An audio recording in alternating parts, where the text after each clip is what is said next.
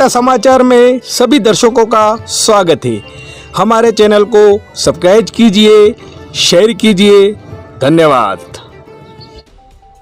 मुस्लिम समाज में शिक्षा के प्रति जागरूकता लाने तथा शिक्षा व समाज में दिए जा रहे अपने योगदान के कारण मुस्लिम सुन्नी जमात सागवाड़ा द्वारा शिक्षक मोहम्मद शाकिर बैग का किया गया सम्मान। सागवाड़ा के मदरसा गुलशन मुस्तफा में सुन्नी जमात के पदाधिकारियों एवं समाज जनों ने शॉल ओढ़ाकर एवं माला पहनाकर शिक्षक मोहम्मद शाकिर बैग का सम्मान किया। इस दौरान मुस्लिम सुन्नी जमात के सदर एवं सागवाड़ा नगर पालिका उपाध्यक्ष राजू मामा शेख तथा सेक्रेटरी बार लखारा का भी माला पहनाकर सम्मान किया गया। इस अवसर पर मुस्लिम सुन्नी जमात के पदाधिकारी एवं समाजजन उपस्थित रहे।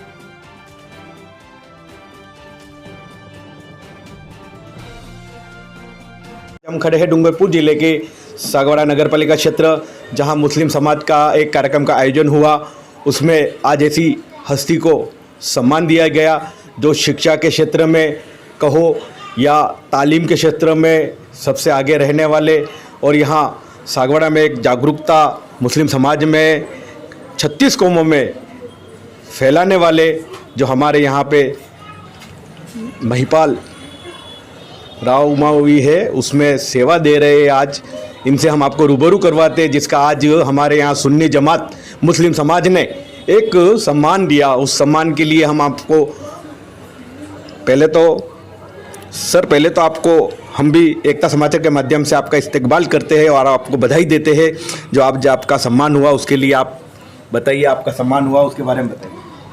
मैं सबसे पहले एकता समाचार को मुबारकबाद देता हूं कि आप भी इस क्षेत्र में चाहे जनता की समस्या हो, चाहे जनता का विकास का कार्य हो, आपका बड़ा योगदान है। मुझे जो सम्मानित किया गया कल, हालांकि मैं इस सम्मान के काबिल नहीं था, लेकिन ये समाज का बड़प्पन है कि मैं सन 2013 में यहाँ आया और जब 2013 के बाद आज हम जहाँ बैठे हुए हैं, जहाँ जिस बिल्डिंग में मेरा सम्मान किया गया है, ये बिल्डिंग एक खंडरनुमा थी, लेकिन यहाँ के समाज के सहयोग से, हमारी मेहनत से, टीचरों की मेहनत से आज ये स्कूल एक शिक्षा का दर्पण बना हुआ है और यहाँ सभी प्रकार की सुविधाएं उपलब्ध हमने करवाई जन सहभाग से।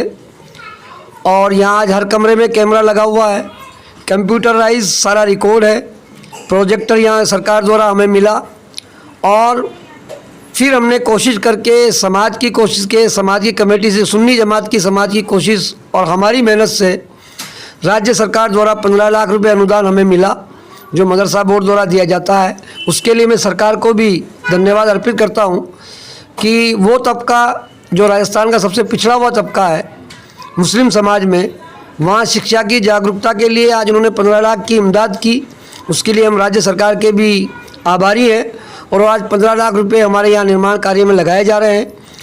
दूसरी ये है कि हमारे यहाँ प्राथमिक स्तर पर गवर्नमेंट स्कूलों में भी उर्दू नहीं थी, तो मैंने अभी हमारे गुरुवाड़ा के अंदर जो स्कूल है, जो गवर्नमेंट हमारे ही महिपाल स्कूल के अंदर में आता है, इस साल मेहनत करके वहाँ 30 बच्चे पहली से लेकर और 5वीं तक के माइनॉरिटी के एडमिशन करवाए, जो आज वहाँ उर्दू का अध्यापन कर रहे हैं, शिक्षण ले रहे हैं।